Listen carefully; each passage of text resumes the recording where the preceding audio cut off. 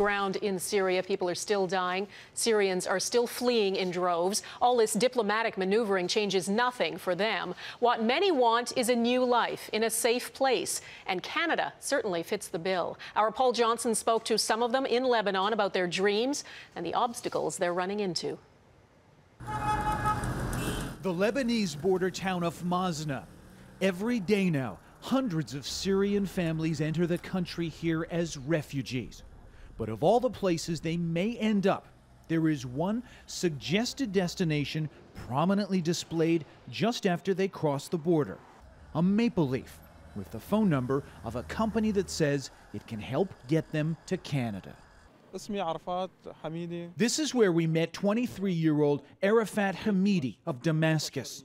The sign triggered his interest in Canada, and he says he's in the process of applying for a visa. I chose Canada because they're offering visas for refugees, he says.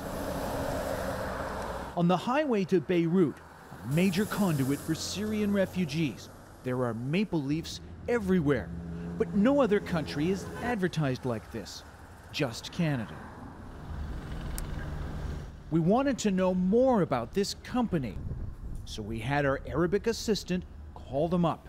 Bonjour. They told him they work with Canadian immigration and could likely get him a visa in 2 to 3 months, his for just $700. We went to the Canadian embassy in Beirut to ask what they knew about this. They couldn't speak to it directly, but Citizenship and Immigration in Ottawa released this statement.